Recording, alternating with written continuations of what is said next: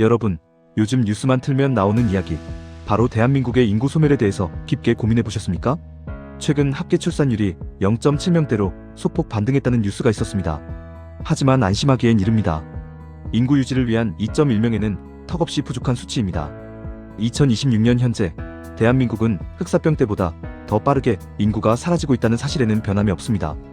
지방 대학들은 문을 닫고 군대에 갈 청년이 없어서 부대를 해체하는 실정이죠. 상황이 이렇다 보니 많은 분들이 공포를 느낍니다. 사람이 없는데 누가 집을 사주겠어? 10년 뒤면 아파트 값은 똥값이 될 거야. 지금 집 사면 상투 잡는 거야. 논리적으로 보면 너무나 타당한 이야기입니다. 수요가 줄어드는데 가격이 오를 수는 없으니까요. 그런데 말입니다. 여러분은 혹시 우리보다 20년 먼저 이 인구 소멸을 겪은 일본의 부동산 시장을 제대로 들여다보신 적이 있습니까? 우리가 흔히 아는 것처럼 일본 부동산이 전부 폭락해서 빈집이 되었을까요? 오늘 저는 여러분이 철석같이 믿고 있는 그 상식을 깨트리고자 합니다. 인구 감소라는 재앙 속에서도 지난 10년간 집값이 폭등한 곳, 일본 도쿄의 비밀. 그리고 그 데이터를 통해 본 2030년 대한민국 부동산의 미래에 대해서 말이죠.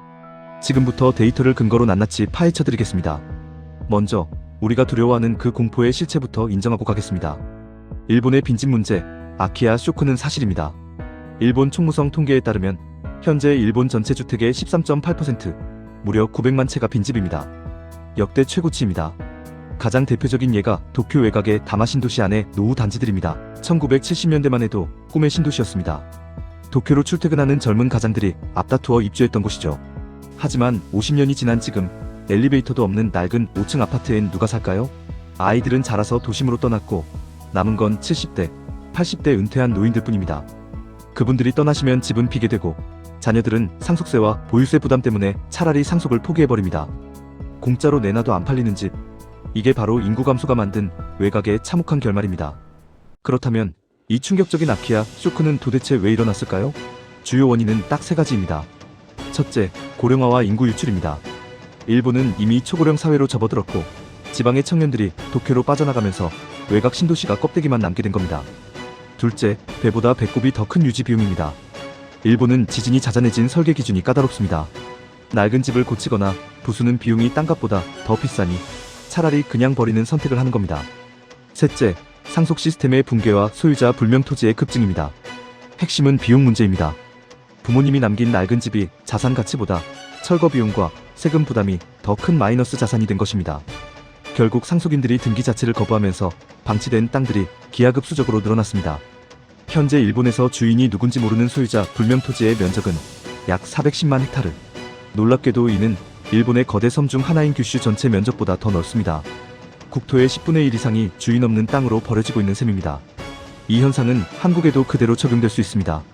지방 소도시, 그리고 수도권이라 하더라도 일자리가 없는 애매한 외곽 지역의 구축 아파트들. 이들이 10년 뒤 겪게 될 미래는 다마 신도시와 크게 다르지 않을 겁니다. 여기까지는 여러분이 아는 부동산 폭락론이 맞습니다. 하지만 동전의 뒷면을 보지 않으면 우리는 거대한 기회를 놓치게 됩니다. 자, 시선을 돌려보겠습니다. 일본 전체는 늙어가는데 수도 도쿄의 집값은 어떻게 됐을까요? 일본은 지난 30년간 월급도 물가도 거의 오르지 않은 디플레이션 국가입니다. 특히 도쿄 최고의 부촌인 미나토구의 아자부다이 힐스 펜트하우스는 무려 200억엔, 우리 돈 1,800억 원에 거래되기도 했습니다. 지방 집값은 영원을 향해 가는데 도심 핵심지는 천장을 뚫어버린 겁니다. 도대체 왜일까요? 여기에 인구 소멸 시대의 생존 코드가 숨어 있습니다. 바로 도심 회귀 현상입니다. 인구가 줄어들면 국가는 모든 지역에 도로를 깔고 병원을 유지할 세금이 부족해집니다. 결국 정부는 컴팩트 시티 정책을 씁니다. 사람들을 도심 한 곳으로 모으는 것이죠. 젊은이들은 일자리를 찾아 도쿄로 오고 노인들은 병원과 편의시설이 있는 도쿄로 돌아옵니다. 즉, 전체 파이가 줄어들수록 사람들은 살기 편한 핵심지로 필사적으로 모여든다는 겁니다. 이것이 바로 우리가 놓치고 있는 초양극화의 진짜 의미입니다. 그럼 이제 대한민국과 일본의 이야기를 해보겠습니다. 많은 전문가가 한국은 일본을 따라간다고 말합니다. 맞습니다. 하지만 한국은 일본보다 더 빠르고 더 잔인하게 진행될 겁니다. 일본은 그나마 지방 거점 도시들이 힘을 쓰고 있지만 한국은 서울 공화국이라는 말이 있을 정도로 수도권 집중도가 세계 최고 수준입니다. 특히 주목해야 할 변수는 바로 GTX입니다. 많은 분이 GTX가 뚫리면 외곽에서 서울 출퇴근이 편해지니까 외곽 집값이 오를 거라고 생각합니다. 물론 단기적으로는 호재입니다. 하지만 인구 소멸 관점에서 10년 뒤를 보면 이야기가 다릅니다. GTX는 빨대 효과를 가속화할 겁니다. 과거에는 경기도에 살면서 그 지역 상권과 병원을 이용했지만 이제는 20분 만에 강남과 서울역으로 와서 소비하고 진료받고 다시 집으로 갑니다. 결국 모든 경제력과 인프라가 서울 핵심지와 GTX 거점역 주변으로 압축됩니다. 그 외의 지역은요? 일본의 다마 신도시처럼 서서히 활력을 잃어갈 가능성이 큽니다. 앞으로 대한민국 부동산 시장은 오르는 곳과 떨어지는 곳으로 나뉘는 게 아닙니다. 사람이 사는 곳과 버려지는 곳, 이 두 가지로 아주 냉혹하게 재편될 것입니다. 그렇다면 2026년 우리는 어떤 전략을 취해야 할까요? 인구 줄어드니 집 사지 마라는 말은 반은 맞고 반은 틀립니다. 정확히 말하면 아무 집이나 사면 안 되는 시대가 온 것입니다. 과거 상승장처럼 서울 아무데나 찍으면 오른다, 갭 투자하면 돈 번다는 공식은 끝났습니다. 이제 부동산은 자동차처럼 감가상각이 일어나는 소비재와 금처럼 가치가 보존되는 자산으로 철저히 분리될 겁니다. 지방의 낡은 아파트, 수도권 외곽의 교통 불편한 나홀로 아파트, 이건 소비재입니다. 반면 서울의 한강변, 강남 접근성이 좋은 일자리 지역, 그리고 GTX 핵심 거점, 이곳은 인구가 줄어들수록 사람들이 서로 들어가려 싸우는 희소 자산이 됩니다. 일본 도쿄가 증명했고 지금 서울의 시장이 증명하고 있습니다. 인구 감소는 악재가 아니라 옥석을 가려내는 강력한 필터인 셈입니다. 여러분, 공포에 베팅하지 마십시오.